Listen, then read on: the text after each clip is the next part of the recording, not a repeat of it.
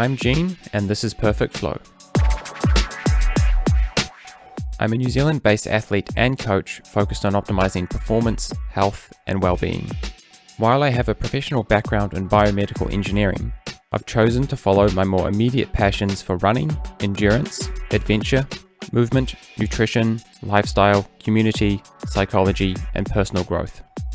My goal in starting this podcast is to connect with bright minds to extract the information I need to live a life that makes sense and feels good, and share those conversations with others.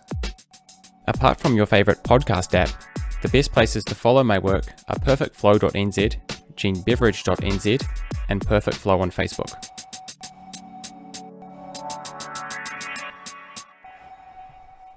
Welcome back. How are you going? So, for those of you who enjoyed my conversation with Claire Aiken-Smith, movement specialist based in Christchurch, I have another podcast that will be right up your alley. Today I'm sharing my conversation with Hazel Boot.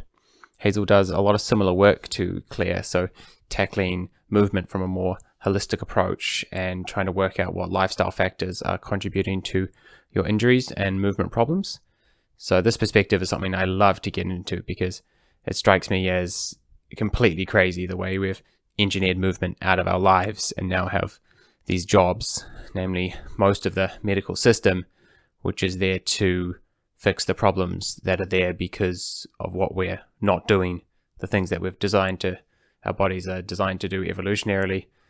And it just strikes me as completely crazy, this world we're living in. So being able to rant about these things with Hazel was a lot of fun, and we got into some specific stuff, so you can really see the way her brain works around these problems. And it was pretty amazing how well she could describe some of my problems, which, I mean, they're fairly typical running problems, so it's not completely crazy, but some of the specificity was, pretty staggering, and of course brings some credibility to the way she thinks. Another name that came up quite a lot on this podcast is Katy Bowman. She's American, I believe. She's a big leader in this field and has been bringing many others on board below her in some of her courses and teachings. And Hazel follows her line of thought quite closely. So if you're really interested in pursuing these areas more, then definitely look up Katy Bowman, and she's got a lot of content online which I'm sure would be very interested to read. So with Hazel, we get to talk about her backgrounds and passions, the difference between exercise and movement, the difference between posture and alignment, how she works with her clients, common injuries and how to treat them properly, some of the interventions that she uses, and then we talk about motivation and purpose, which is something I like to get into with a lot of the people I talk to because it's an overarching problem and solution to problems as well that you'll find weaves common threads through pretty much everything that I like to talk about. So yeah, if you really like the conversation with Claire, then I think you'll find this conversation with Hazel really interesting. So hope you enjoy it, and please share this with other people who you think will like it. I know the conversation with Claire got a lot of positive feedback, and a few people reached out to me after that and said that it had really helped them. So yeah, please share this. Who knows where it will go. So I now bring you Hazel Boot.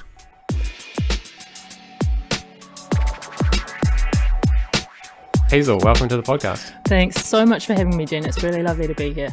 Yeah, it's really interesting to talk to someone who I don't know before. So this is my first time. This is my 10th recording, and everyone I've talked to so far I've known well. Right, and been able to vet appropriately before I invite them. So I'm going out on a limb a little bit to talk to someone who I have no idea on what work you've done or your history and your studies. So I'm going to have to let you introduce yourself. Cool. Go for it. Yeah. So my name's Hazel Boot. I am originally an exercise physiologist. I used to call myself that. I don't anymore because I like to talk more about movement than exercise. But I studied down at Otago University. I studied a degree in physical education, majoring in exercise and sports science. And then I've worked in corporate health for a really long time. And most recently, I've studied some pretty interesting things. I studied anatomy trained structural integration with Tom Myers, and that's a series of myofascial release sessions to really help somebody get their body into better alignment. And then most recently, I've studied with the American biomechanist Katy Bowman. I've done her restorative exercise course out of her nutritious movement center in the northwest of the States. Nutritious movement. It's a great phrase, hey? And so I'm really interested in helping people to move better for their optimal biological function to start with, which leads to increases in performance, but it's starting with a really kind of how can we get this person's cells really, really healthy. And the more I lead myself and practice new movement practices, because when I was young, I was a very sporty person. I played a lot of sport, and that's why I went and studied physical education at university, because I just loved the movement and the exercise and whatnot. But a lot of the time I was really, really sore and had shoulder injuries. I was a cricketer for a while. Not ever really any major injuries, but just a lot of pain in my body. And as I've transitioned kind of out of focusing so much on specific exercises and more into just making sure I'm moving my body more of the time and experiencing the full spectrum of movement available to my body as opposed to repetitive movement patterns over and over again. Yeah, okay. Can you play apart the difference between exercise and movement? That's a really big question, man. Yeah. And Katy Bowman, who's one of my teachers, just wrote an excellent piece on it all around movement ecology. And so we'll link to that if you think it's worthwhile. It's really worthwhile having a read of. So exercise is something that is done with the intention of reaping some physiological benefit, and movement is just getting life done by moving your body. So the intention of movement would not be to reap any benefit. And so, of course, I walked here. So if I was just going out and going for a walk, that would be, to reap the benefits of moving my body. That would be classed as exercise, but I've used it as a mode of transport to get here today. So it's the same physiological endpoint for the body normally, but it's in your intention, right? And a lot of us have trouble with the motivation to do exercise for a specific intention, especially if it's for gaining, some kind of health benefit. And so I focused less on, kind of this repetitive movement, practicing a sport, and more on just experiencing different movement patterns in my body and refining my movement patterns. And like I've studied, like Kelly Starrett and The Way of the Supple Leopard, and,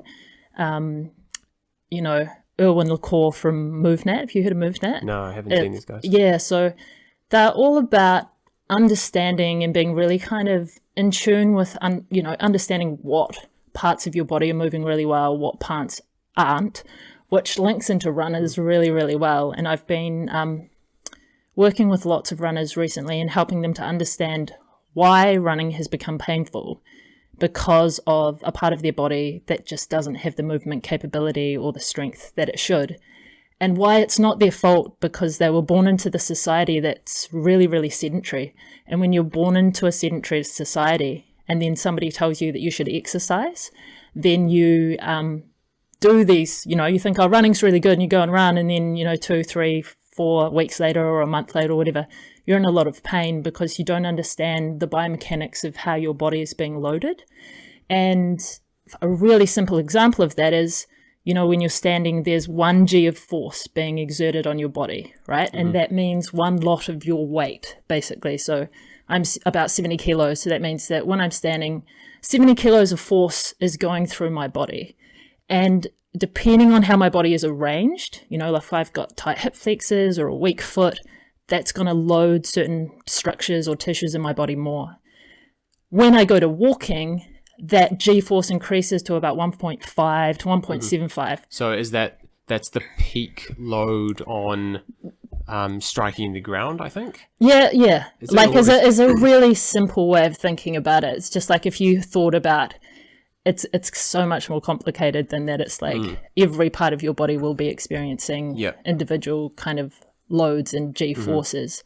But to break it down really simply, and walking we say is 1.5 to 1.75, but it can be like 1.2 to 1.75. But the big thing with running is that it's 2 to 3 Gs. So yeah, I'm pretty sure this is, at least if we're referring to the same graph that you may have seen, they can put force sensors or acceleration sensors on the body and kind of interpolate the force that's been applied throughout the stride. Yeah, so a lot of that it goes up, like as soon as your leg hits the ground, it goes up. I think what you're talking about is more ground reaction force and the strike of the force. So, and that's going to be more, you're absolutely right. That's going to be more depending on how you're moving your body, right? So if you're a 70 kilo human, that's kind of, 140 to 210 kilos of force versus the 70 when you're standing and versus, kind of around 100 kilos of force if you're walking.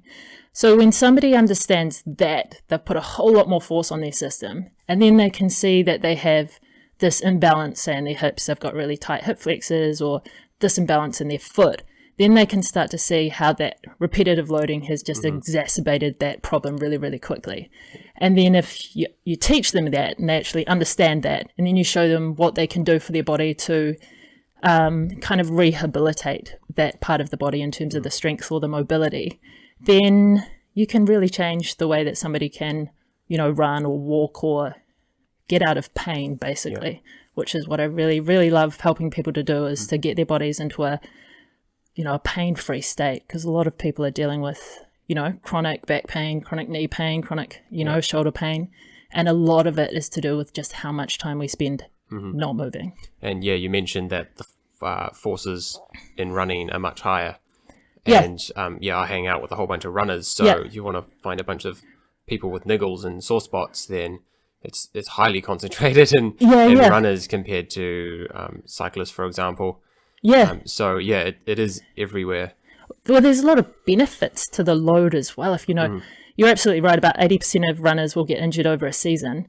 But the load is really beneficial if the load is right. So your bones will become so much denser. That's why we know that running tends to build up better bone density than cycling, because you're actually loading your body more, and the load is really, really beneficial. But if the load is slightly off, then it can be, really unbeneficial. And if that's a surprise to someone, then I think you can probably wind it back to one of the core principles in physiology. And if you want to improve a system, you have to stress the system to get some benefit out of it. So just in case anyone's quick to dismiss any exercise as intrinsically bad, they need to probably rethink that and realize that that's how you improve anything.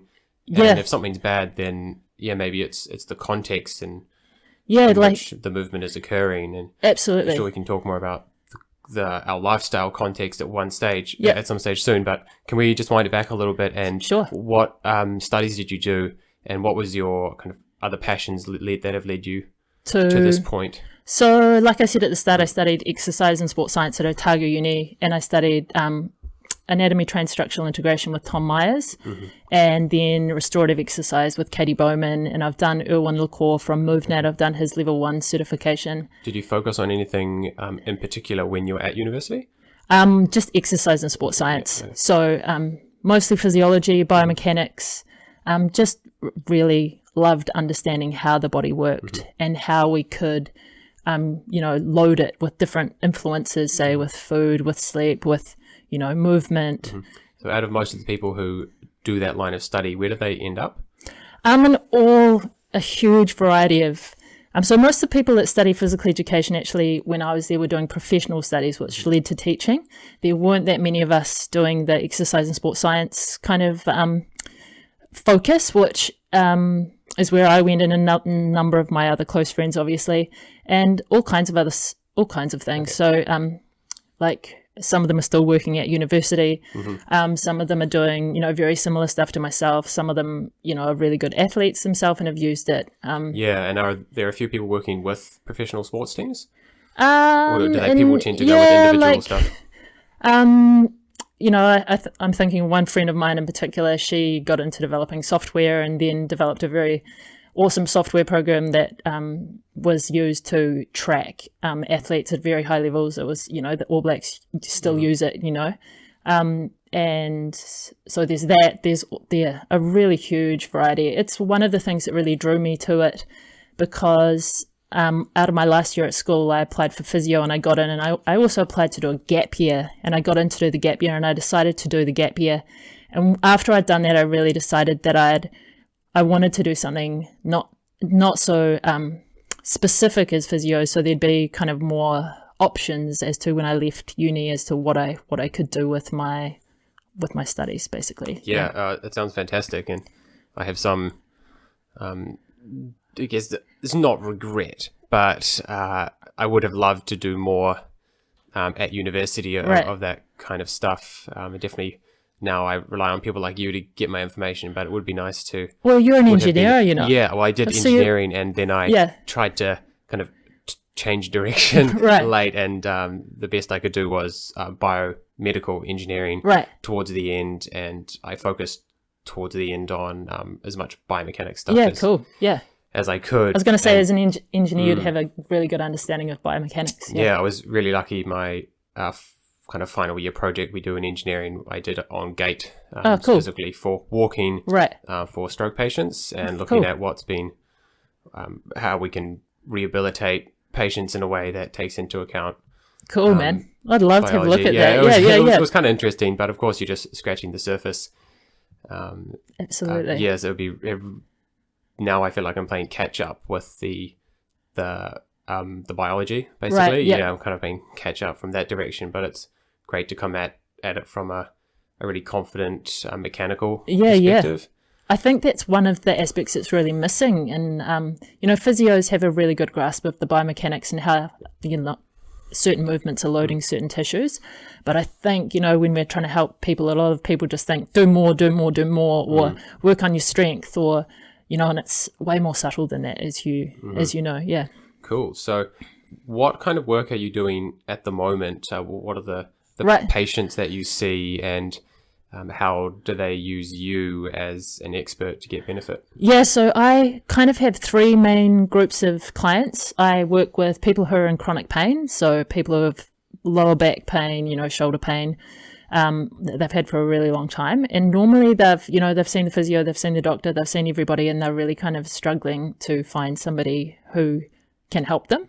And I deal with a lot of them. I deal with people who have just got into sport and are having a lot of little niggles, or have just started running, or have just started doing some kind of movement later in life and are getting niggles. And I deal with a few professional kind of athletes who are looking for the performance rather than the getting out of pain. But in saying that a lot of them have niggles, so we end up focusing on getting rid of those niggles, because getting rid of the muscle imbalances really, really does help performance. If you've got one hip that's not as mobile as the other, it's really going to be impeding your performance on the bike, or if you're running or whatever. So and I'd also point out, just if it's not causing an immediate problem, it might be a hint of an underlying problem, which is a predictor of future problems. So if you care about your performance more than the next 4 weeks, getting to the root of some of these things, I think, is in the interest of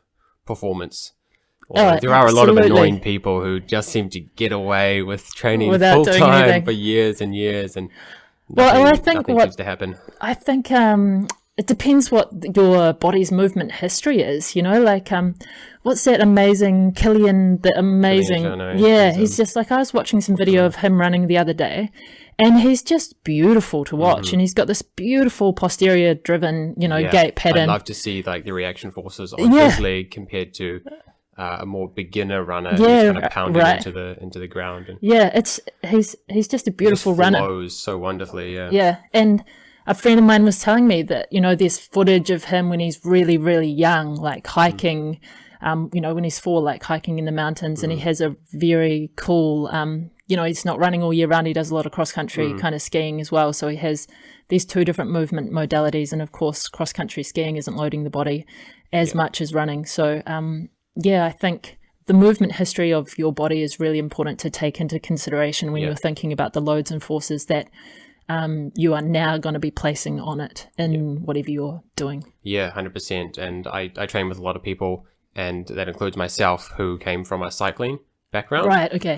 Road cycling or mountain biking. Yeah. And a lot of us have kind of strong back muscles. And at least when we started running, there was no core stability at all. Right. And we all came down with the same hip flexor and knee related problems pretty early on. And to have been pointed, to have that pointed out to us earlier would have been great. I think we were fit, probably even more dangerous because you're super fit, but you don't have any of the right movement patterns, so you break even more spectacularly than everyone else. And you guys, when you're really fit, you're capable of loading yourself for a longer period of time. You can go out for like 2 or 3 hours, and that's a lot of steps, and every step is, loading that specific tissue. So it was the hip flexor in a way it's not loving. Yeah.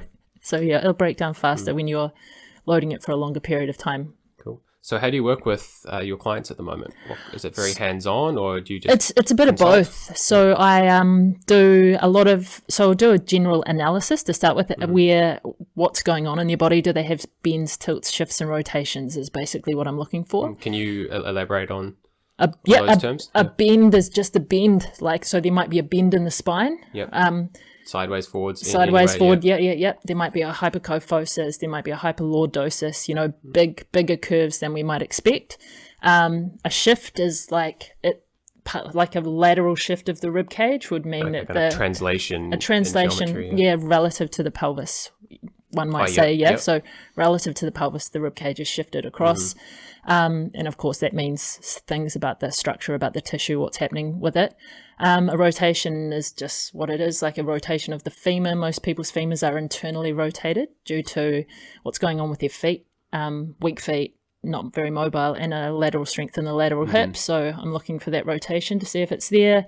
Like in a rotation in the spine, like what we'd call a rotoscoliosis, but it's just a rotation and with a bend, Right. And then bends, tilts, shifts, and rotations. Yeah. So a tilt is actually a really interesting one to talk about, because most people that I look at, it's funny, most people have a very similar pattern. So they've got an anterior shift of their pelvis relative to their foot. So their pelvis has shifted forward. Yeah. And so that can mean, that means various things for how the back's now being loaded. There's compression in the spine. It means a lot for the midfoot. The middle of the foot is now being loaded more. And I just find it fascinating that every time a new client comes in, it's a really similar pattern, but it's not that weird really when you think about it, because most people spend their time sitting down. They spend a lot of time, wearing chairs. They spend a lot of time wearing shoes. They spend a lot of time wearing these things that are restricting their mobility and making them weak. So, and it shows up really, really similarly in a lot of people, to the point that most people have more of a rotation, an outward rotation of their right foot. And one of my teachers, Tom, thinks that might have something to do with how we position our foot on the gas pedal of a car. So so I've got that. Yeah. I've got that outward rotation, and my left foot is fine. And we've given up trying to fix it because we can't really work out what's pulling it in that direction. And it doesn't seem to be causing any problems right now. Like my left and right sides both have the same problems. But that's, I'm personally really interested if you can shine some light on that. Yeah, we absolutely can have a look. Because the gas pedal I know has been linked to some things for me. I've definitely found that out. Mainly tib anterior on the front. Right, okay. Because it's holding your toes off. Yep. So if I'm driving home in rush hour traffic, you're not actually pushing the pedal down. You're holding your foot up. Yeah.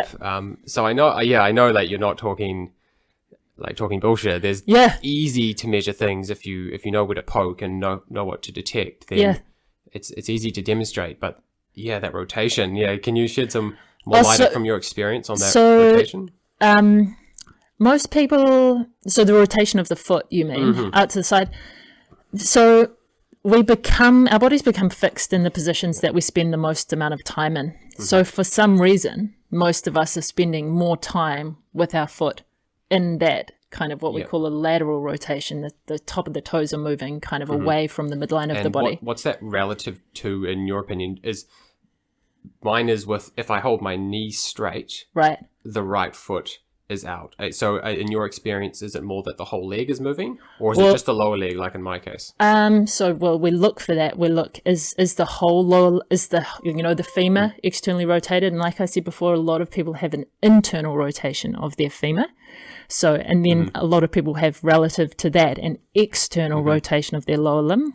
And that means that there's a torsion at the knee. So yeah, you want to look for where the rotation is coming from. Is it coming from the hip, or is it coming from, the lower leg, or so more likely to be coming from something happening in the foot? So yeah, you've got to look for all of it, not just a little piece of it. But it'd be really interesting to have a look and see if you have, if you have the things that, if you have a external rotation of the femur or an internal rotation. And when you said your knee is straight, well, as a point of reference, I mean, if I'm saying something's but what is the point of reference for the knee? That's my question, Because lots of people, like one of the things that Katy's really taught me is that the kneecap can get pulled around by all kinds of things. So to have a look at the angle of the knee, that's what you mean. You want to look at the hamstring tendons at the back of the leg, and if they're sitting directly behind the bone, that's where you want them for good mechanical force, to be translating the body forward the way we want it to go. But quite often they are around to the side. So I'd be happy to have a look at your knee and see what's going on with your hamstring tendons. Do a fair comparison between the left and the right. Yeah. And actually know you're doing the comparison that you want to be doing. Yeah. Otherwise you're... Yeah, lots of people look at the knee, but the kneecap can be, pulled out of alignment by a really tight ITB or a lack of strength in the VMO or whatever. Yeah. Okay. Well, where were we going before we got no idea by the foot? Yeah. So the process you're going through, looking at your clients. So we go through that analysis. We look for the one kind of big key thing that we can really see that will bring about some change in their structure, and we have a crack at changing that basically to start with. And that might mean some myofascial release. So I'll generally spend about half of the session working on helping them to release some of their tissue. So empowering them. Well, no, I'm actually working on their tissue for them. Okay. Yep. So hands-on stuff from my point of view. And then talking them through, like just getting them to have an understanding of what good alignment is. A lot of people have... Katy talks about the fact that alignment is really different from posture, and that posture is about what something looks like, and that alignment is about how something actually works. And our cultures tend to have some really interesting values about certain postures, and like parents will say to their children, stand up tall and, hold your shoulders back, but that might be creating like a what we call a posterior rib thrust. So somebody's thrusting their rib cage forward and basically compressing their spine to look really upright. Right. Yep. And that's not going to help them with their their loading through their tissue. So lots of people I work with, the biggest thing they struggle with is putting their ribs back into a neutral position, because they have to bring them down in the front, which they feel like is a slumped posture to start with, because putting their ribs back down takes their head with it, and they don't like having that forward head. But that just shows us where you have to work on to get the head back, and then you'll be cool. Interesting. And what else do you do with... So I do a lot of movement stuff for them as well. So I generally start off with people in ground movement to get better mobility in their hips, because that's where most people really have a significant lack of mobility, because we're always experiencing the 90-degree kind of flexion of our hips from sitting in chairs. So hip mobility is where a lot of people are really... What have you found is the best way to extend hip?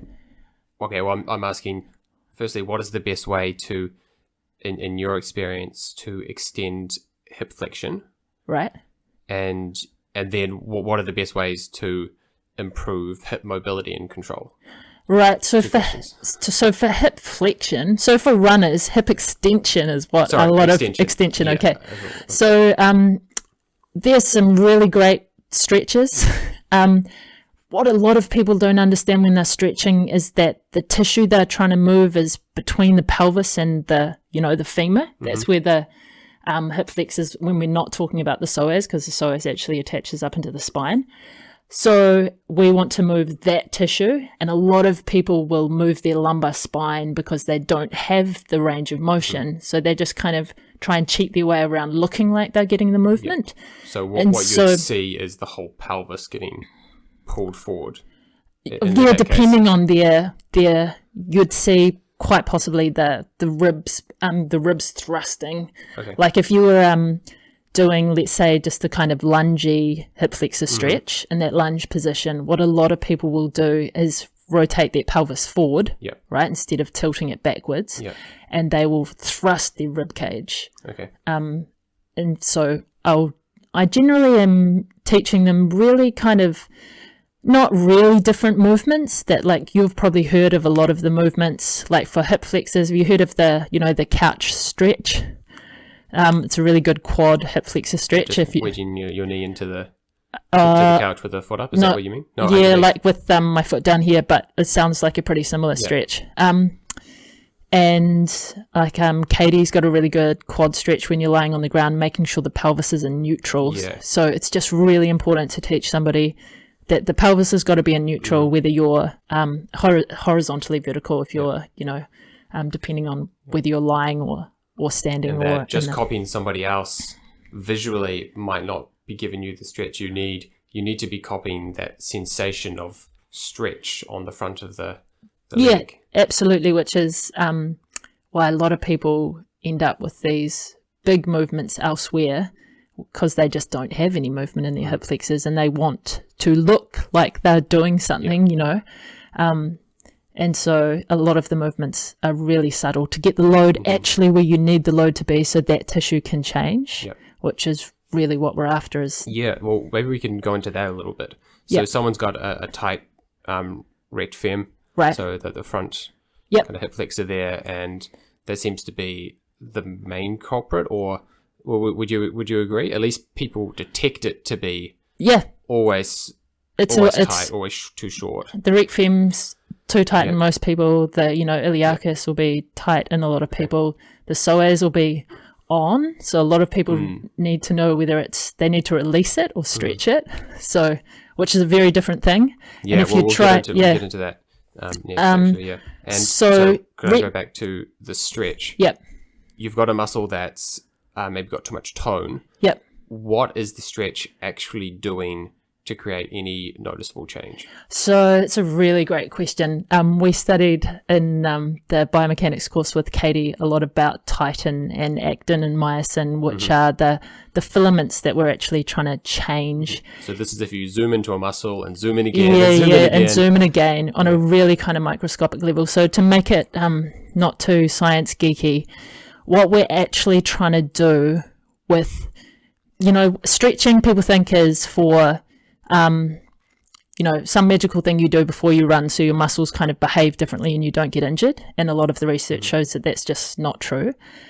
But what a lot of us have is our sarcomeres, which is those myosin and actin units are called a sarcomere.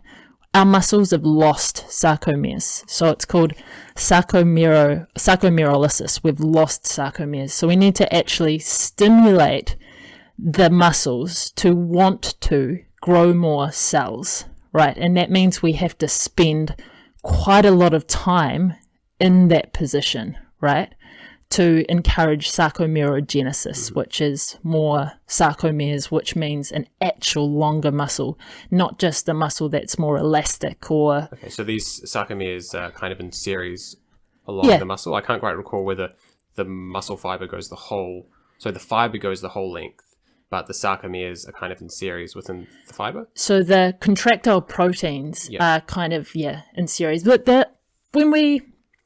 I actually don't think we know, like titin, which is this elastic molecule running through, it's a relatively recent discovery. Right. And I was having a chat with a friend of mine who's a very, very good physiotherapist the other day.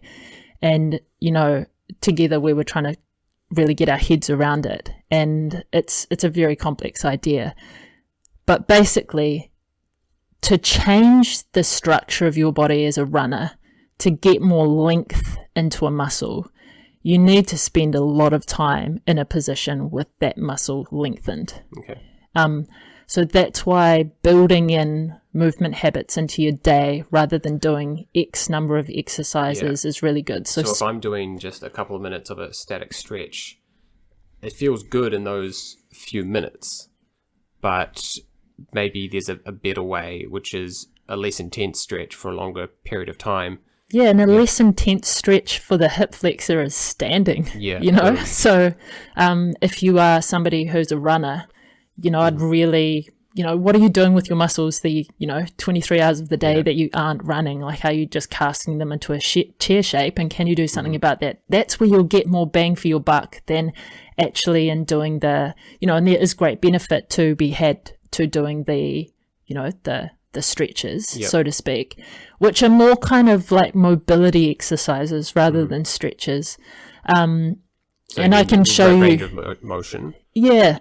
So you want to increase the range of motion, but you're going to increase the range of motion by increasing the length of the muscle. Yep. Yeah. Or sometimes the strength of a particular muscle if it's not able to pull, the muscle into its full range of motion. So yeah, it can get quite geeky and quite complicated, and I fully don't understand the really small parts of it in terms of titin and actin and myosin. But what I know is that we need to insert more sarcomeres, and to do that we need to spend a long time. So if you imagine, the muscle is kind of a rope. We're trying to add a few mils onto the rope. We're trying to make that rope a little bit longer because that's the ultimate mechanical cap on how far the joint can move. From my understanding, that's exactly right. Right, and that's a bit different from like a muscle release that you could get through needling or massage or something. Well, that can sometimes just turn off the control system and make it relax a bit more. But I think that's separate to actually increasing the mechanical cap. So the other thing you want to do with the muscle is decrease its stuckness. Yeah. So you've got heaps of layers in your body. You've got adipose tissue, skin, adipose tissue, fascia, muscle, fascia, muscle, kind of in these layers throughout the body. And if you don't move very much, there's a substance called glycosaminoglycans, which is basically like snot. It's a snotty, lubricating, like snot. And it's in between all of these layers. And when you don't move very much, it dries out. And so these layers kind of adhere together. And so that's what I'm doing with my fascia release, is lifting one layer off the underneath layer to try and get this glycosaminoglycans to come back into the tissue, so to kind of rehydrate the tissue. And you can feel it in somebody's body when they've got a really hard, body. It really, you can feel how densely bound those layers are. And then a lot of anatomy trained structural integrators will talk about tissue that's really buttery, and you can really kind of just slide your fingers through it, like sliding your fingers through butter, because it really is well lubricated tissue. And so that's the other thing. You want to increase the length of a muscle, but you always want to make sure that it's not stuck. So say the bellies of your semitendinosus and your biceps femoris, your two of your hamstrings are stuck together, that means that neither of them are going to be functioning, and if they're stuck at their kind of midpoint. And they might get stuck if you don't do a lot of kind of lateral movement of your hips relative to your knee to kind of slide them past each other. To move them, relative to each other. Moving them in unison might not be enough to limit the adherence. Yeah, exactly. So I find a lot of runners have them adhered, but if you're like a skier or actually an ice skater, I did some work who are doing a lot of lateral movement of the hip. They tend to be, you can really sink your fingers into the septum between them. Yeah. Whereas when runners, they're just getting more of that. They're just translating the body forward, so they're just kind of getting all the hamstrings are pulling in unison together, and maybe you're doing some damage to them, so the fascia is kind of becoming tighter and stronger around those structures. Yep. It all just kind of builds up over years and years until you've got a problem, and then a physio pokes their finger in it, and it's just incredibly uncomfortable. By that stage.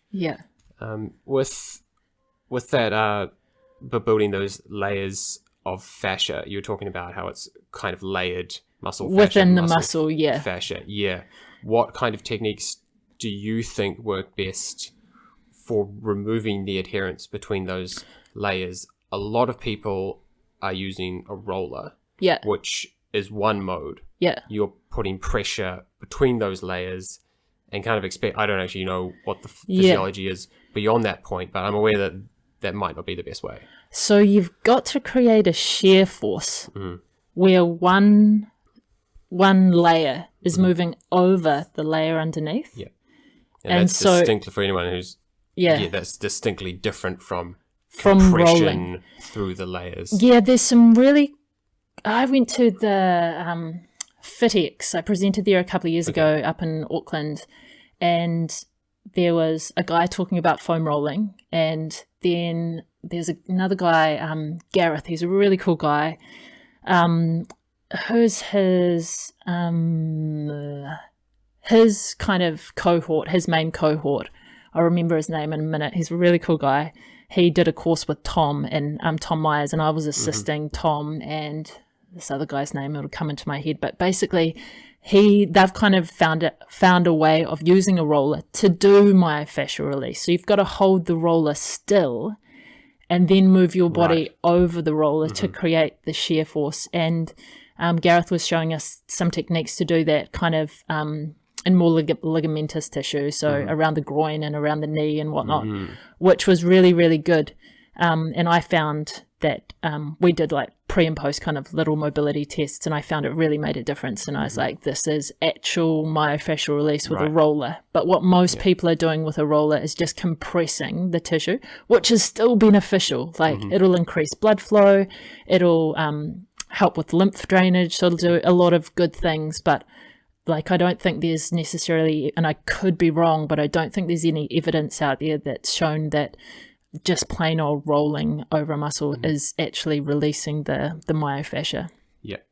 And have you done much with skin fold massage, which I think is based on a similar philosophy? So the skin rolling technique. Yeah, so you're kind of grabbing at least just the adipose tissue as much as you can. The adipose tissue, pulling it, trying to pull it sideways. So the adipose, I'm not trained in that specific, but within anatomy trained structural integration, the first layer that you lift off somebody is the skin layer, head to head to the adipose tissue. Yeah, and hopefully that can provide some shear force through the layers if you for the next, pull it down. For the next, you lift that layer off and then you lift the next layer off, so to speak. Yeah. You don't want to go deep and lift a layer off until you've kind of opened up the layers of it's not very nice to experience. Right. Yeah, so there's a few different ways you can pull that fascia, and you probably want to just be covering all bases. Yeah. I don't know how much the research, at least in my opinion, is relatively new as far as research on a human scale, and it's not hard to fascinating stuff. Compress and then shear and then try to pull up and just kind of do them all as some part of routine. Yeah. I think them, like, you're getting a bit of rolling. You're sitting on the ground at the moment, right? So you're getting some compressive forces into the tissue and, and that's kind of like rolling, right? So but one of the things that really blows my mind about fascia and some of these systems that are, relatively, they're not new, they've been in the body for a really long time, but we're only just starting to pay attention to them now, is just how little we understand about them. And it was last year or the year before that the interstitium, which was discovered, which is just these spaces between tissues where there is this snotty stuff. And people were saying that it was this new discovery. And Tom Myers, my teacher, was saying, I've been talking about this stuff for years as this kind of full body system of, connective tissue. And when you look at some of the footage of, there's a French hand surgeon by the name of Jean-Claude Guambateau, I've said that really wrong, but and he's got this really cool video called Strolling Under the Skin, where he has taken a microscope into the hand and he's showing you fascia, and it is live fascia, which is very different from the fascia we get to see when we are working with cadavers. Even if they're fresh tissue, it's very different, and it's this liquidy matrix that is moving in and out of itself as forces are applied. And could you see it move relative to the muscle Well, it's so, to the muscle. well, you're not even seeing the muscle. You're just seeing it so highly magnified that you are just seeing the fascia, not any of the muscle. This was the loose areolar tissue between. So you can see little fibers. These little mucosy like fibers. Wow. It's mind blowing. One of the things that really kind of blows my mind is, we know we're made of a lot of water. Mm-hmm. But a lot of people think of themselves, like I do, as being quite dry on the inside, right? But there are all these mucosal, membraney things that are keeping all of our tissues hydrated and keeping our structure intact, really. And when we take a closer look inside the body and see that it is, in fact, these snotty layers of, glucose and proteins that are just kind of moving in and out of themselves, it's just mind-blowing. Like the first time I saw that, I was like, what? That's incredible. And then it's just trivial to go from there to realize how much we can screw it up. Yeah. Yeah. It's like after seeing that, you don't have to convince anyone of the importance of this stuff. No, you just absolutely. see how much of a significant part of your body it is. And then it's just intuitive that if you do something bad to it, a whole lot of stuff is going to go wrong.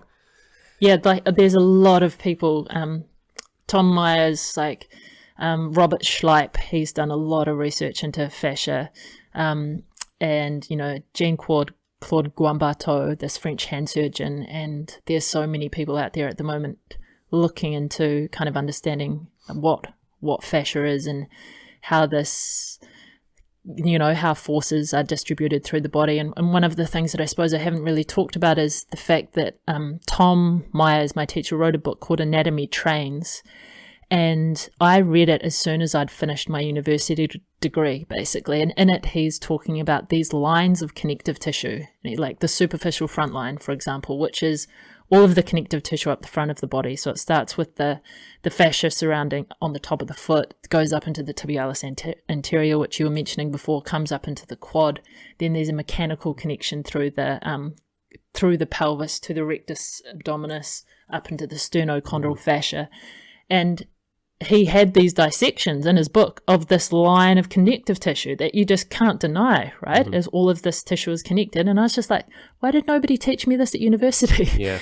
And he has Anatomy Trains for anybody once I got my head around thinking about the body as instead being these little individual muscles on the body, and say the biceps attaches from here to here and it does this movement. Tom talks about the fact that that'd be the case if it was the only muscle on the body. Mm-hmm. But there are many muscles on the body, and the way they're interacting sometimes is really hard to work out. And a lot of what I find with my clients is if I get their feet pretty good, mm-hmm. knee pain, hip pain, back pain, neck pain will all go away.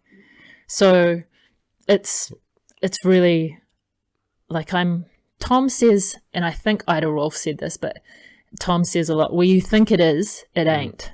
So, so where the pain is, and quite, you'll know this, you've got a sore knee, it's quite probably that you've got a big problem in your hips, mm-hmm. and that has something to do with the superficial front line, including the quad, and your quad is too tight, and the superficial back line and your hamstring is too tight. So I know there was some study that I'm sure got quoted in a way that throws away the context, but it was the take-home point was something along the lines of 60% of exercise-induced pain is the pain is sensed in the wrong place. Oh, right, yeah. And I'm not quite sure how they got to that number, but I think over the years that sentiment has borne out to be true, and not quite sure whether that's a sensory thing, whether we're sensing the pain in the wrong place, or whether that's saying that the root cause of the problem is further up the chain, right, okay. or a combination of both. But that sentiment seems to be getting a little more confidence. We're finding that because of all this fascia and interconnected stuff, the source of the pain is either in the wrong place or the tip of an iceberg or something along those lines. And I think, are you aware of a guy called Lorimer Moseley and David Butler? They wrote a really cool book called Explain Pain.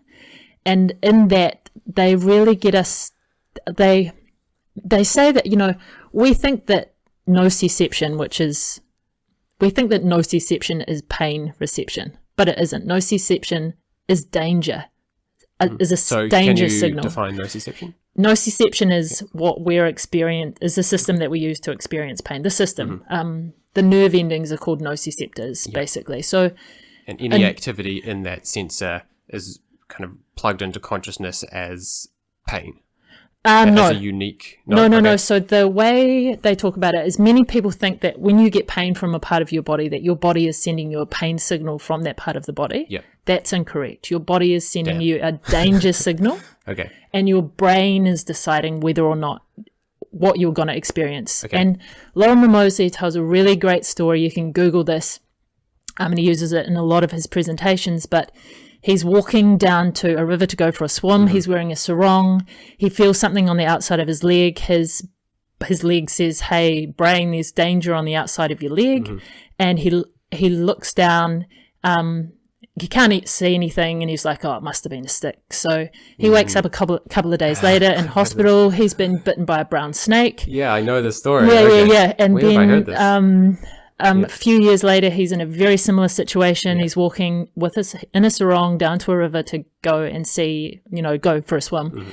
And he feels something on the outside of his leg, and his leg goes, "Hey, there's danger on the outside of his leg." And his brain goes, "Holy shit," And he experiences the most incredible pain he's ever experienced in his whole life. And he's just got scratched by a stick this time. Yeah. So his brain has made up that, not his body. So this is what's really interesting about dealing with patients with chronic pain. We can get a heightened experience of the nervous system. So our nervous system wants to get really good at sending us that signal, which is thinking it's really helpful. In fact, it's not. We don't want to experience more and more of that nociception, which our brain is then making up to be a painful stimulus. Right. So the stimulus is getting to the brain, but then there's a big filter there.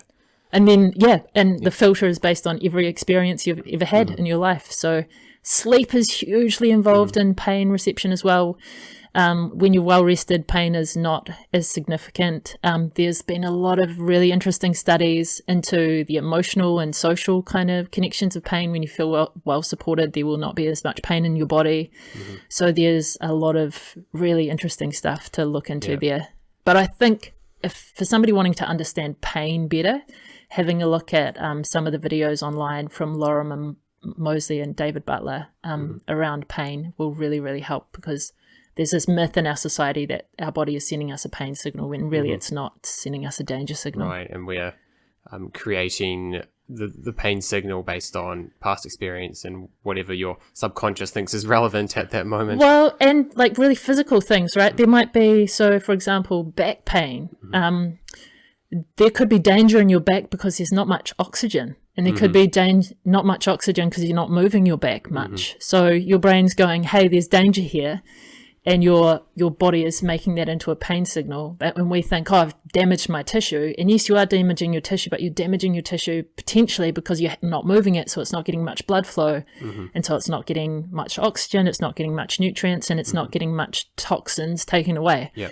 So the whole, we've just really got to think differently about pain, I think. Yeah. And what do you think about paying conscious attention to a site of a niggle or a potential niggle, and therefore kind of inventing the pain? It's hard for me to tease that apart with the creation of additional sensory ends, which would just magnify the total pain sensed, or actually just making it up in your head. I guess they both come to a similar end. Yeah, well, what those two say again is that all pain is real. Like, whether it's made up in the brain, that's where, but it's real. So even if you think nobody's making up their pain, that whole idea that somebody's making up their pain, they're not. They're experiencing pain. Yeah, we need to redefine that as, but it's just the reason as to why that it's really nice when we can see tissue and we can see, under scan that, look, this tissue is really damaged, and the pain that this patient is perceiving really matches that diagnosis. But that doesn't happen very much. Right. and the best way of describing that, I think, is through looking at scans of the back. Like, people can have all kinds of pathology in their back and have absolutely no pain. And then people can have no pathology in their back, so no kind of disc issues or anything. And that's a pretty obvious bias, is that most of the time in medicine, we're looking in a patient who's reporting the problem. And so you find a nice correlation there. But then if you expand your field of inquiry to the whole public, you realize that maybe only a few percentage of people are actually reporting pain, despite the reality. And another guy, Peter O'Sullivan, he's a physiotherapist out of Curtin University, I think, in Western Australia. Really great guy. He's really worth having a look at. He basically kind of talks people out of their back pain by getting them he reminds them about how amazing their structure is actually, and how, incredible the body is at healing. But he said that 1% of back pain is a serious problem. Okay. And the rest of it, you might see something on scan, but really you can't link that to the pain necessarily 100% of the time. A lot of the time you can't know that, say that. I had a client really recently who had saw a doctor, and he'd been to a physio, he'd been to a doctor, and the doctor had found on scan that he had a bit of inflammation in his pubic symphysis. So they said, "Oh, you've got pubic osteitis." Mm-hmm. And the guy didn't have any pain there, and so when I eventually saw him, because I'd heard this I'd been told by him and by the physio he'd seen that this is what was going on. No, the chiro he'd seen, actually. And I was like, well, he's not worried about pain in his pubic symphysis. He's worried about pain in his adductor. So what we did is we had a look at the mobility in his hips, because what I've found through experience is that if there's a lack of mobility in one hip, say, for example, if there's not enough hip flexion on one side, hip extension tends to go on the other side. So I was like, let's just have a look at your hips. And he had dramatically less mobility in his right hip, and his left adductor was in some way, shape or form working overtime. So we restored mobility to his right hip and his pain went away. And so, you've got to be really careful at looking for, because the doctor had said your problem is this inflammation in his pubic symphysis. And maybe, 10 years down the track, he'll experiencing some pain there. Who knows? But I wouldn't want to put that idea in his head, Yeah, and just jump to the conclusion that the two things are linked together. Yeah. Just because they appear at the same time. Approximate kind of region. Yeah, that's definitely fascinating, and I could just draw on so many past experiences as you go on. It's kind of creepy, because they are all of my problem is one hip is kind of compensated in the opposite direction to the other. Right. And I have that thing, my left knee kind of my right knee kind of goes in slightly with my so you foot. Have a valgus collapse, right? Yeah, and it's all there's a lot of common trends there, right? And what I experience, I know there's other people in the same boat, and there's other people who are just having different problems or the same problems for a different reason. What are the patterns that you see at kind of more population level? I know obviously you don't have like population statistics, but what is the overarching trends that you see with the clients that you work with? It's a really great question, and really, really interesting. So I find most people have really poor hip extension and hip mobility in general, and hip flexion. Like their hips are really stuck in this 90 degrees seated position, because that's where they spend a lot of their time. Most people have really poor foot strength and foot mobility. So, and that's because they wear shoes most of the time, and those shoes are really rigid, and those shoes have heels. Even if it's a running shoe that has an inch of a heel, that is making your Achilles tendon shorter every moment that you're wearing it. So if you've been wearing running shoes for 10, 20 years, your Achilles tendon is probably like a couple of centimeters shorter than it would have been if you had been wearing a flat shoe or a minimal shoe, or what they call a zero drop shoe. So foot problems, foot strength and foot mobility, hip strength and hip mobility, and then thoracic mobility and thoracic strength, and just an inability to stabilize the shoulders, because we don't use our arms very much at all. And so they're the kind of predominant patterns that I see. And they, of course, make the other parts of the body do different things. Like a weak hip quite often will make the knee drop into the valgus, just like you were talking about potentially is happening on your right side. And so, it becomes quite a, more of a, not really a physiological problem, but like if somebody will go, but I wear these shoes all the time. These shoes I've worn my entire life, and these shoes are normal, and I'm like, yeah, they are. They're just what we wear on our feet, and socially normal. Socially normal, exactly. So to wear, like Vibram 5 fingers or something like that is considered by a lot of people really, really weird. And I don't wear them, but I wear really minimal shoes. And I transitioned into minimal shoes a long time ago. About 2011, I started using zero drop shoes, and I just slowly transitioned because I knew my tendo calcaneus was short, especially on my left leg. So yeah, hip, it's pretty, most people will say that. So now that, is there anything else you'd add to this nominal stereotypical person? Most people have an internal rotation of their femurs. Most people have an internal rotation of their humerus. God, you keep describing me. It's so scary. And most people have the inability. Well, I'm explaining most people. I'm explaining me too. Like I went to school. We sat down at school and we wrote on a book, and then university was the same thing. And then I spent 5 years largely at a desk. And still kind of doing the same thing.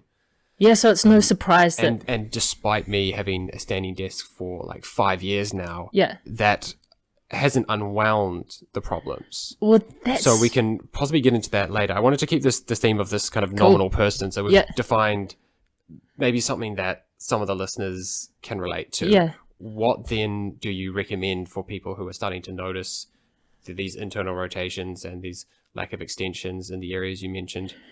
How do we undo that, both with lifestyle and with kind of hands-on manipulation? Yeah. So I would get a book by Katy Bowman called Move Your DNA.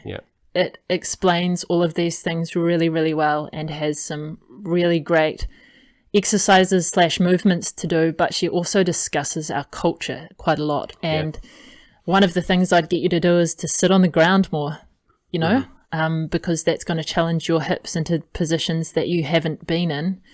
And if you've got a really tucked pelvis, which a lot of us do, and that it tilts posteriorly towards the back, then you want to make sure when you're sitting down on the ground that your pelvis is actually in a neutral position. So that means that the pubic symphysis and the ASIS are on the same vertical plane. That because otherwise you're going to be putting a lot of load into your spine. So that means you're going to want to sit up on a bolster, like up on a couple of cushions. Everybody knows that if you're sitting on the ground and it's not very uncomfortable, sit on a cushion. It'll be more comfortable. So the other thing I recommend that all my clients do, and some of them grab hold of this really and make leaps and bounds really, really quickly, and others don't, is to transition out of a really rigid shoe into a flat shoe. And that might take years, and you want to do it wisely. You want to transition that, that back line of tissue, the calf, the hamstring, all of that slowly and wisely into... Really, let's not get overexcited if anyone's like, yes, I'm empowered to change my body. Yeah, exactly. It's the quick trip to see the physio more if you do it too quickly. Well, everybody remembers when minimal shoes came out, 10 years ago for the first time, and a whole lot of people got them. Then a whole lot of people had Achilles ruptures and whatnot because they had asked their Achilles tendon to be an inch longer all of a sudden. And... I mean, it's not the shoe's fault. It's the way it was used. Yeah, and not to knock books like Born to Run that illustrated that all these people in kind of more traditional cultures were running in bare feet and having no problems. They'd been doing that for their entire life, so their foot was strong. We could have emphasized the context a little bit more. And realize that jumping into the shoe is both not the best thing right now because of your history and also because of what you're still putting your body through on a daily basis. Exactly. So if you're sitting down, like I love the book Born to Run. I love all of his books. I think he's a great yarn teller, Christopher McDougall. He's a really good writer. And I love that book. But those guys, you know, what are they called? The Tarahumara, and, you know, those tribes that are running, they have been always in their natural environment, always running barefoot. So their foot is really strong, and they've never had that adaptation of the calcaneus, the tendo calcaneus getting shorter, the Achilles tendon getting shorter. We have this history of sitting. We have this history of wearing shoes. So we have a shorter calcaneus than they do. So we need to transition wisely into this minimal shoe environment. But the benefits are huge. Like, I would recommend that as a starting point for a lot of people, especially a runner. Like, most running books you'll read these days by, you know, Jada Carey's got that Anatomy for Runners, Kelly Starrett's, what's it called? It's called Ready to Run or something. They all talk about getting out of heeled shoes, getting out of heeled running shoes. And do you know Phil Maffetone? He talks about, you know, them just being ridiculous things to wear on your foot. But he also says that we live in an environment now where our foot does need protection from, you know, glass and things that we don't want. If you're running on the concrete as well, then it's actually a better approximation for the natural environment to wear a little bit more cushioning. Yeah, exactly. To kind of represent the soft dirt. Yeah. There is nothing natural about running barefoot on concrete. You know, there really isn't. So that's like, if you're going to run barefoot, you want to run on a natural surface, not an unnatural surface, for sure. Get some grass, get some sand. Yeah. And get some variation in the tissue, the terrain. I think that's one thing we forget about all the time, is that we never encountered flat surfaces all the time, everywhere. When we were hunter-gatherer type people, we were, you know, dealing with natural surfaces all the time, and now we have these flat surfaces. And Katy Bowman talks about them being a cast. So that flat surface your body means that your joints are only frequenting certain positions. So it's kind of like a cast. She talks about a chair being a cast, a shoe being a cast. Tom Myers talks about shoes being foot coffins or foot desensitization chambers. I mean, Erwin LaCour from MoveNet talks about, you know, it's kind of like having boxing gloves on your hands all day. And Katy Bowman uses the same analogy. She'll be like, imagine if, you know, from the age of about 2, your mum started putting these stiff leather mittens on your hands, and then she just kept doing that. And then when you could do it, you started doing it. And, you know, imagine the function of your hand. It'd be terrible. But you'd think it was normal because everybody was doing it. And she talks about the fact that we've kind of got this mitten hand situation happening with our feet, and that nobody really realizes the true potential for their feet. Like, there's 33 joints in there. There's a lot of potential for movement, and we're just not using that potential for movement. 1, by having our foot in a shoe, and 2, by walking on flat surfaces all the time. Yeah. So what changes are you seeing in the movement of the foot as you pay more attention to it with some of your clients? Just actually some movement happening in the foot. So just by the foot, I mean, some people are probably imagining the ankle. Right. When you say that. But can you break down the foot a little bit more into its parts? Because it can be quite a flexible object. Yeah, it should be a very...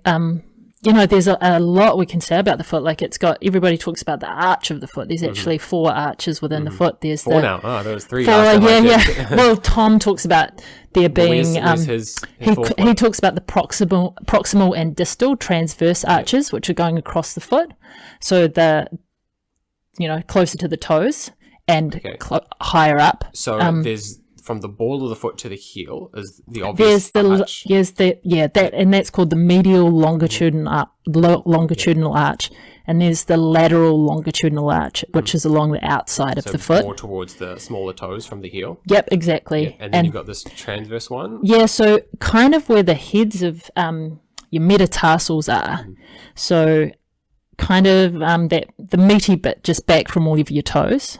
So the ball of your foot kind of across towards your pinky. Yep, from the big toe across to the little toe, but the meaty bit behind it. Come in, and then this is the one up here. So from the it's proximal, so it's not distal, so it's closer to the ankle, and it's going across the foot in the same way. And so the cuneiforms and the cuboid, basically, where those 4 bones run across the foot. There's an arch, and if you have a look at the shape of the cuboids... How is this kind of... This isn't really touching into the ground like I would expect. No, that shouldn't, because it should be an arch. So it's right up in the middle there. Yeah. So if you have a look, if you get out a foot or jump online and have a look at the cuboid and the three cuneiform muscles, bones, and where they are kind of run across a line in the foot, and have a look at the shapes of the cuneiforms, you'll see how the shapes are really important in keeping that arch. So is this because I've got an MRI we could do this with to slide back through the foot? Yeah, that'd be awesome. Got almost to the ankle, you would see this. Yeah. This arch there, and he's defining that as important. Oh, absolutely. Yeah, okay. Yep. So what would he say that most people's arch there is just kind of locked up, rigid? Or I don't like using the word collapse, but it just doesn't have the strength. The muscles of the foot are not being used to be pulling on those bones in a way to hold them in the position that they should be in. And what do we do about that? Strengthen our feet. Okay. So, the best way to strengthen your foot is to start using, well, it depends what shape your foot's in to start with, whether you have a really high arch but a really stiff foot versus having more of a smeared ankle and so that pronated kind of really flat foot pattern. So most people know that there's a lot of little muscles in your foot that are just not getting much movement at all because it's constantly in a shoe. And you want to bring blood flow to that so that, toxins can be taken away, so that healing can start to take place, especially if you've got plantar fasciitis or something like that. And you want to start using your big toe more because the abductor hallucis muscle is hugely involved in the shape of that medial longitudinal arch, and we're just not really using them. So I get most of my clients to practice a 4-foot eversion pattern to start to strengthen up that, and I would normally get them starting doing that in a kind of hamstring stretch position where they've got a strap wrapped around their foot and they're pushing their big toe. This is a Katy Bowman restorative exercise, and then you can get them, once they've kind of learnt how to move that part of the foot, then you can get them to do it in standing. But the great way to start is to just look down at your feet, have a look at your hands moving, and then look down at your feet and see if you can get them to move in a similar way. And of course you can't, so try to get those toes to move. Like, there's a really great exercise, lots of people recommend it, and it's just holding hands with your feet, so threading your fingers in between all your toes to actually splay your toes apart, because our toes are, pushed in by these toe boxes that are too narrow for our toes. So just, and walking on surfaces that aren't flat, but again, you want to transition wisely. But and I think just getting your fingers in between those metatarsals there, and you'll find where it's really nasty to push. Unfortunately, you should push there. But what you are hoping to see is some distance if you do this for long enough and just keep working in the gap between the metatarsals. Maybe you need like a key, or like the edge of my phone is kind of the right size, and you can get it in there. And it's so nasty at first when that thing is just tightened up over years of shoes. My experience with this particular exercise is, like many things in my body, is we change something and something else breaks. And so I was doing it with my standing desk and splaying the toes more, and putting a little bit more pressure on the ball of my foot, and that was being balanced by more perineal activity. So of course, if you've got the ankle as the pivot point, a bit more pressure on the ball of your foot, and then you have the tension that's coming up through peroneus longus and peroneus brevis, I think, up on the other side of the foot to kind of, I was quite actively pushing down into the ball of my foot. So I just really encourage people to start with more releasing and passive work earlier, and just try to unwind the situation a little bit before we get too excited, because my body couldn't go there, so I was trying to force it to go there by overusing a muscle that hadn't been used in that way. And I've had years of peroneal tendon problems as a result of just trying to fix the problem without kind of unwinding the damage first and then going up a new path. I'd love to have a look at what the rotation that's happening in your lower limb for sure. Or lack. Yeah, rotation. of rotation. And one exercise is can you actually get rotation happening in that when you've got a bent knee. The peroneals, or they're now called fibularis longus and fibularis brevis, because there was peroneals was too close to the peritoneum or something. It was getting confused. Okay. So those dudes with beards in France who have control over what we call our bodies, they changed those to the fibularis longus because it runs right next door to the fibula. Yeah, sure. So that makes me really interested just to see specifically what's happening with what we'd call your knee pit, so where your hamstring tendons are. And so I'd expect to see quite a lot of shortness along the kind of that lateral part of your ankle. So that's why that whole fibularis kind of complex is, or that lateral compartment of your lower limb there is tight. Yeah. Maybe stuck together too. Yeah, definitely stuck. And just listening to this, it's all great. And I hope some people can take some positive points from it. But at the same time, we're not giving quick fixes. This is about unwinding the damage that's been done and then going up a new path of movement. Some people can just go to the gym, do some strength work, and their body works out how to use their muscles better. I'm definitely the complete opposite, and I'm sure everyone else is in some space in between where we've got to unwind stuff before we can do stuff properly, and trying to jump straight into using a muscle more causes another layer of problems. At least in my case, it's always been better to unwind the damage and then start very gradually. And it's just the opposite to a quick fix. It's like 3 years just to notice a change. Perfect. Yeah. It's totally what I recommend. And that's reality, I think. Anyone who's hoping to get their running going by seeing a physio, I think doesn't quite realize how hard the journey is ahead to actually see change. And you always need to just don't bother booking, or book for a full year. Every 2 or 3 weeks, just book with someone, because it's a long journey and they're not going to know the right answer. They're going to have to work out you, then work out the possibilities, and then work through the possibilities. Yeah, absolutely.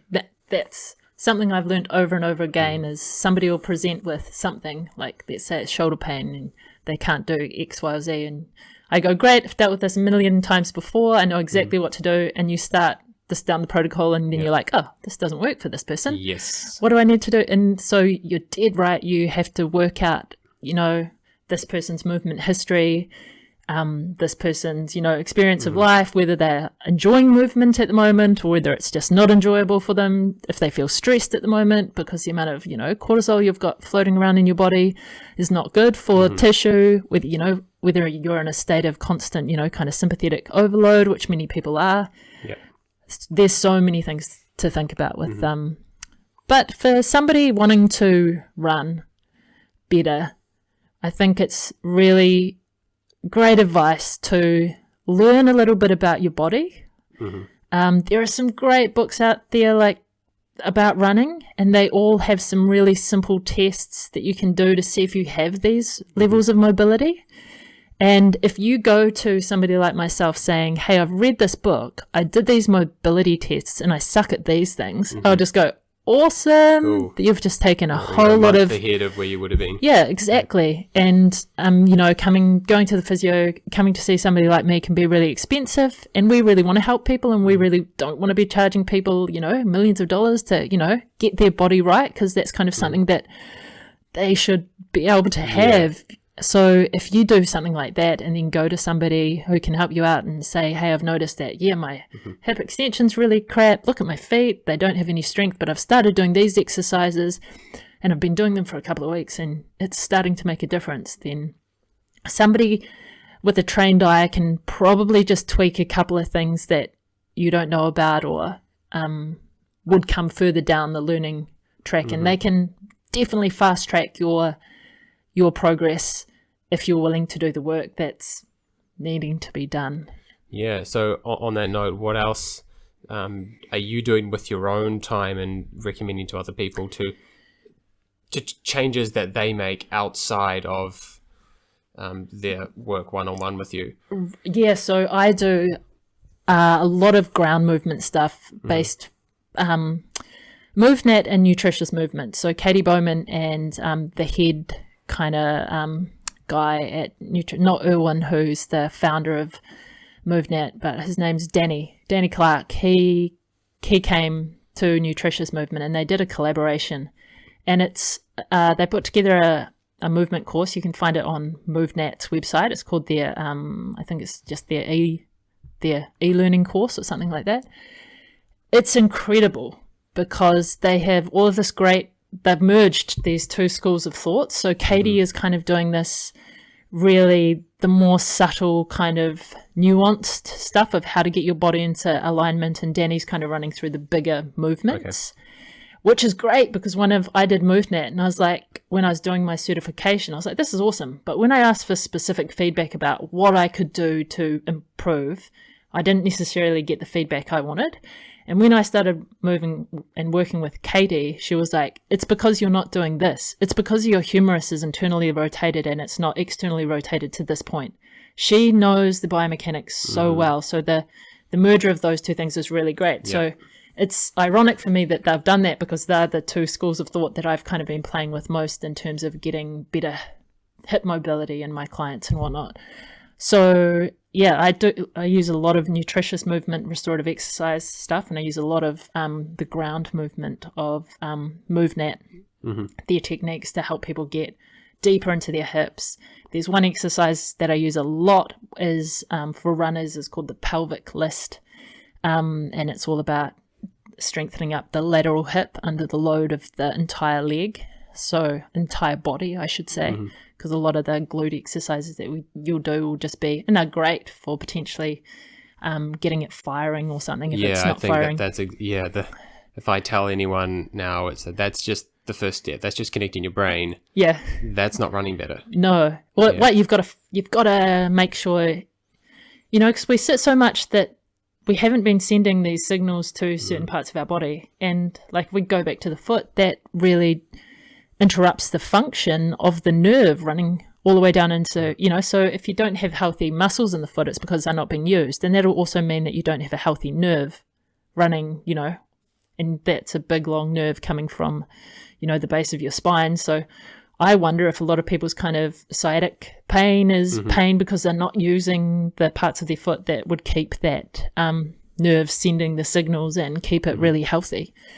So yeah, there's what was that exercise that you mentioned? So the pelvic list, which is basically, if you Google it, it's probably the best thing to do. Google Katy Bowman's pelvic list, or just Katy Bowman and pelvic list, and because there are subtleties within that movement that most people find really hard to do to start with, because it's about driving the standing leg down into the ground to lift the opposite hip, not just hiking with the opposite. Yeah. Which is really it's something that I'm working with yoga at the moment, is doing that movement and just noticing the drop on the other side and trying to square that relative to the ground. It's like where is even the conscious connection there? It's very hard to find, and I'm only just finding that after maybe a month of kind of working on something similar.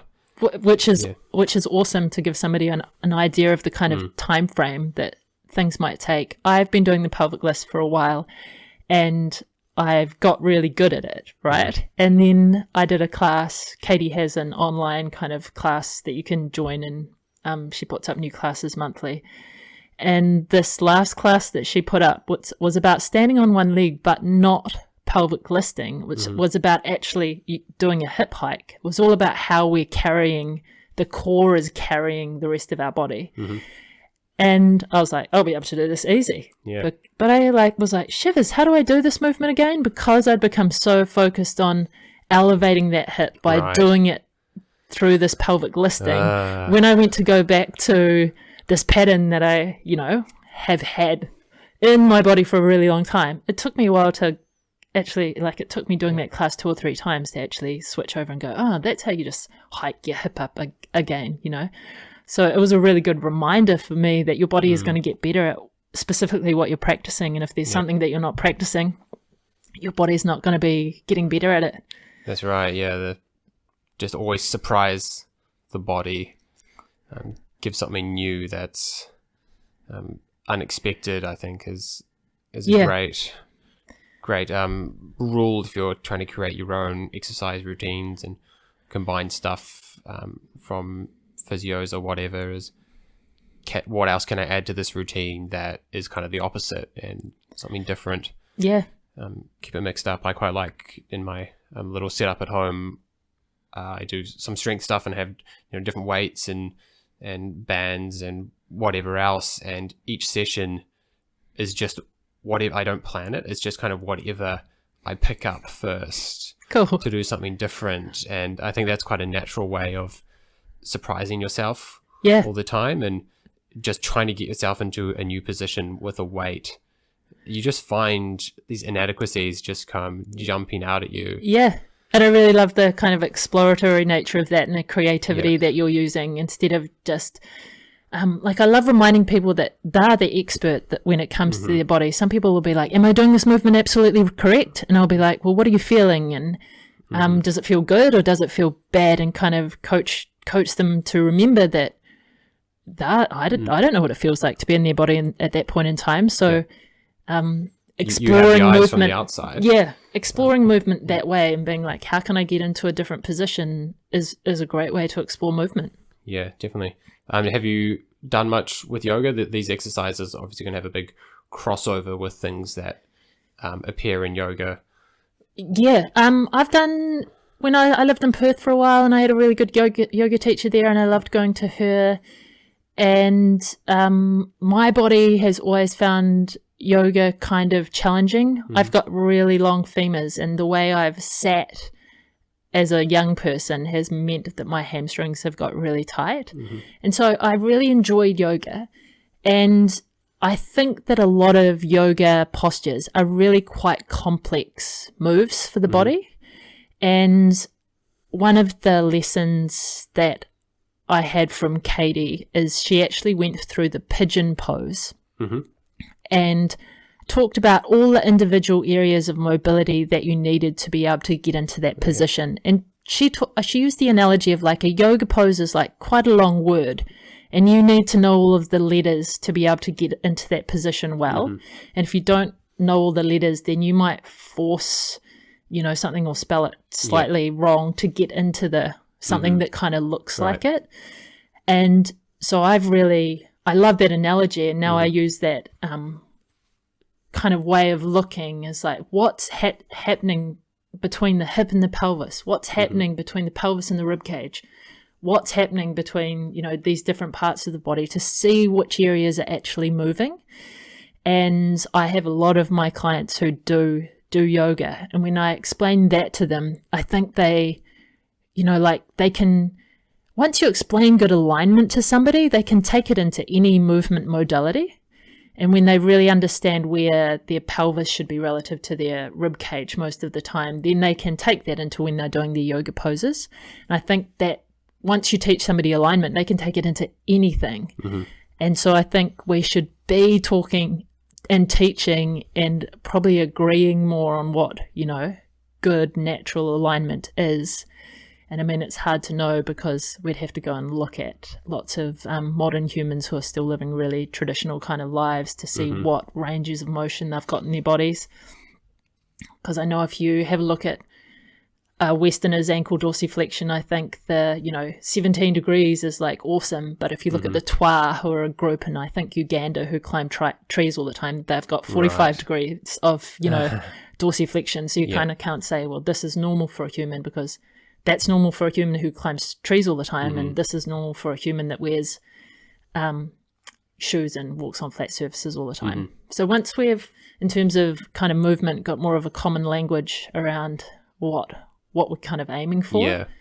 But I mean, different people are aiming for different things. Some people want to look a certain way, and that's really important to them, and that's great. And some people are more interested in how their body's actually functioning, and that's great too. And I'd kind of want to steer people more in that direction. It's not about what you look like. It's about, can your cells carry out their function? And if they can, that's great. And if they can't, I had a guy, I loved him to pieces. He was working at a mine site that many years ago I was running an injury prevention program on. And he came into the office one day, and he was like, "Hey, can you button up my shirt?"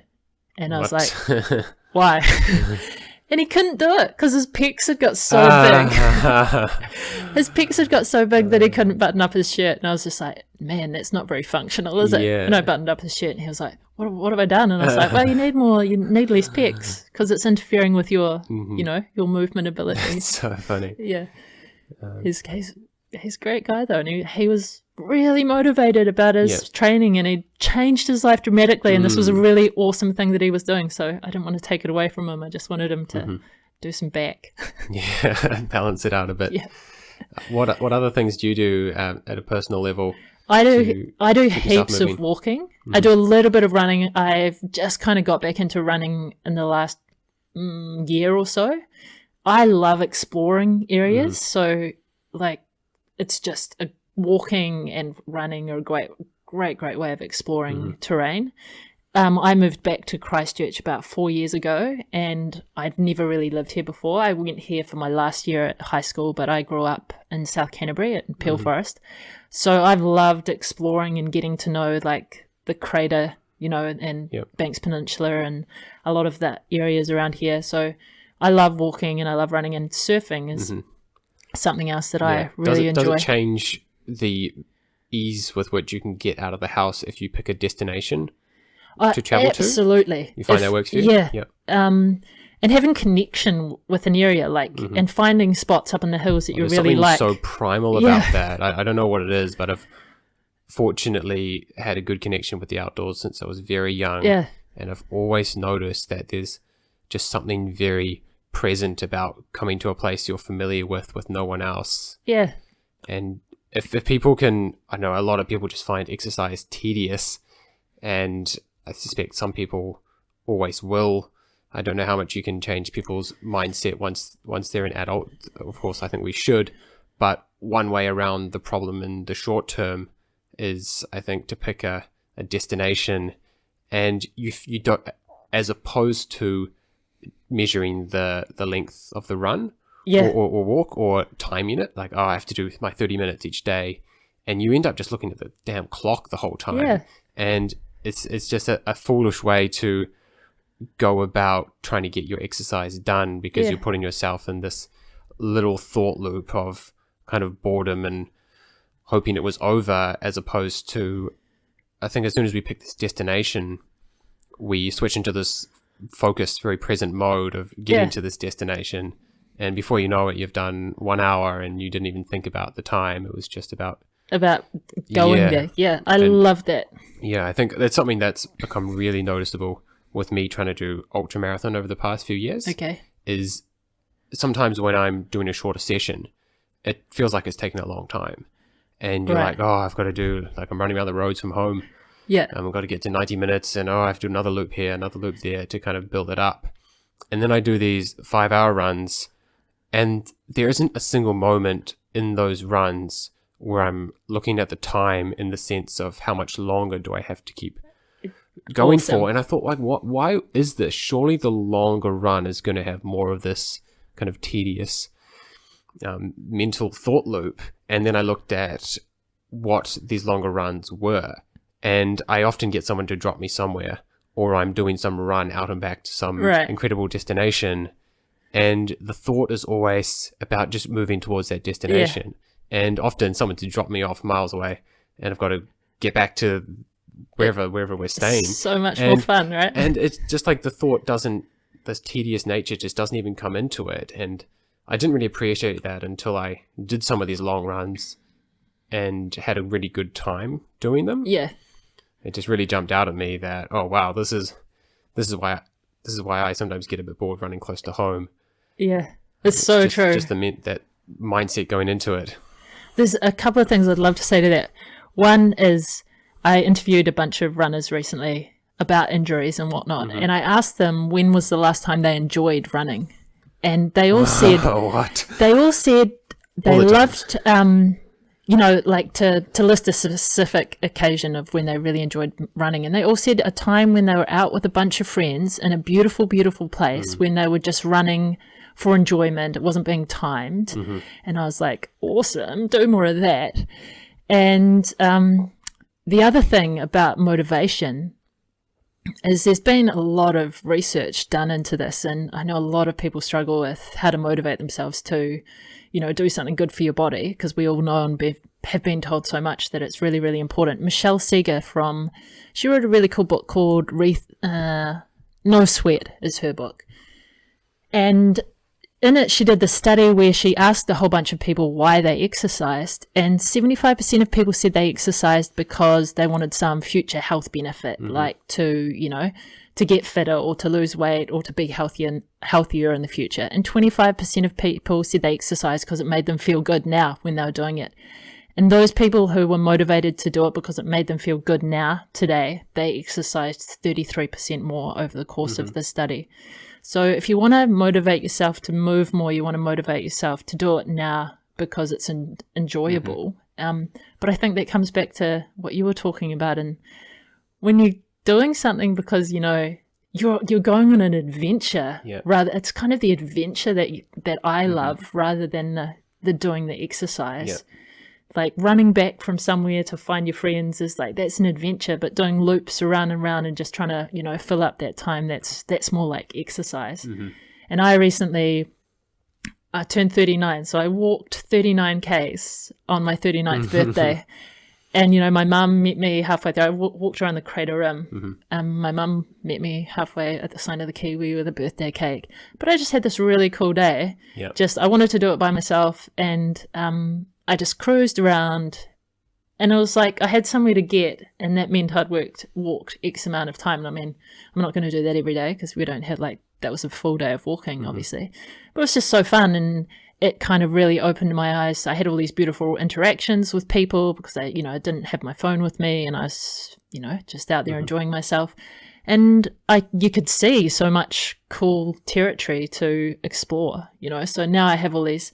There's a 360-degree trail around Christchurch, and there's all of these, like even walking up here, this is a part of town that I haven't really been to before, and I've discovered all these cool things on the way that I want to come back to and experience more. So I think the whole making exercise less about doing the exercise and more about exploring is really fun. 100%. I definitely I sometimes lack a bit of empathy here because my default position is adventure, so I sometimes have to remind myself about other people are using exercise as a remedy in some ways. So changing my own assumptions around this is useful. But yes, I definitely, if I move to a new place, my mission is to explore every trail in that place. And every time you want to go for a run, there are no thoughts about how long do I have to run for. Is it going to rain? Is it going to whatever? You're just like, let's knock off these trails. I have to run them all in both directions. The sooner I get onto this, the sooner I can finish, and you never finish ultimately. The other thing I do is a lot of mushroom hunting, and kind of foraging and in that way. And in any new area, you're just like, where can I link together all the bushes? I need to run through as much forest and park as possible. And you've got this thought that takes your attention away from anything that might be tedious and repetitive. And they're just two things that are kind of my default position, and I'm just fortunate in that way. But I think being able to jump out of that and realize that if you can get somebody to buy into that philosophy of exercise, then all these problems about motivation kind of disappear. You just change the context, and you don't need these remedies like music and whatever else to kind of get you going. And not that that's bad, well, whatever way works. But if you need more remedies just to get you running, then perhaps there's an easier way. Perhaps you can back the ship up a bit more, and there's just another easier way to get you engaged. I think you'd love listening to Katy Bowman talking to Dr. Ihi Heki about just that. He's a Kiwi, obviously, and he was using really kind of institutionalized Western ideas to try and get Māori to exercise more. And then he got kind of called out on it, and they were like, why would we go there? There's no food. And he was like, of course. So now he gets Māori to exercise through through teaching them things about their culture, and by reconnecting them with the land and all of those really great ideas. And people aren't exercising then, just like, you're out hunting for mushrooms, or you're looking for dandelions to make a salad, or, you're not out there exercising. And I think... Yeah, and there's some things that I think get palmed off as being trivial because they don't appear relevant. But I think if you pay more attention to our ancestry and the context in which we've evolved, you realize that this is why people who do this stuff love it so much. It's like, we are wired to enjoy this stuff. You're wired to go out into your environment and look for food. That is so true. We're just so wired, and I think to not capitalize on that we have the intelligence now to really capitalize on our evolution. And I think some people are I couldn't really agree. trying to push things uphill more. To thrive in a context in which we're not designed for. And you can. Some people do. But it's probably going to be easier to thrive in a context that you have evolved to thrive in. Yeah, over millions of years. Yeah, it's just so much easier to work with nature as opposed to against it. And I mean, that comes back to sleep and all that. Sleep, absolutely. the way we move at work, or even the where you work. More people trying to work from home because they can intermix work with other tasks and just spend less, a smaller block of any one piece of time. Absolutely one right. Task. Yeah, couldn't agree more. I know I've talked about Katy Bowman a lot, but she is a really testament to Katy Bowman. She is a really phenomenal teacher, and she says that our motivation has kind of been like, we used to be motivated by the fact that we were hungry to go out and move and get food. Now we're so full of food that we haven't done any movement to get, that we now think that we should go out there and kind of force ourselves to do some movement to burn off those extra calories. And she's like, that's a complete 180 of our motivation to move. And so what you've just kind of talked about there is your motivation to move being going out and finding some food, or going out and exploring, the world. And that just makes so much more sense to me now. I don't consider myself, like, I still exercise and I still love exercise, and I will probably always be living inside, so I'll never be able to, do enough natural movement in the day to eliminate the need to do some exercises. But that would be, the long-term kind of end goal. So I think exercise is really, really important, but at the same time, it's way, way more fun to go and explore. Yeah, really mix it in to your lifestyle. And some of us do like exercise intrinsically. Yeah. Like we like, even if it's pushing weights or running hard, even though it might be painful, we like it.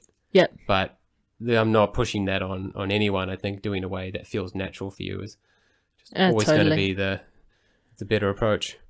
Well, it's been fascinating talking to you, and I'd love to keep in touch and hear more about what you're doing. So where can people find you if they're as interested as I am? Yes, so I have a website. It's www.mindinmovement.co.nz, and actually I'm creating a lot of content at the moment, which will go up there within the next couple of months. Cool. And they can check me out there, basically. I'm not on Facebook. Got off that a few years ago. Changed my life awesomely. I do have an Instagram account that I haven't been using, but it's Mind in Movement again, and I will be putting up some content there again in the next couple of months.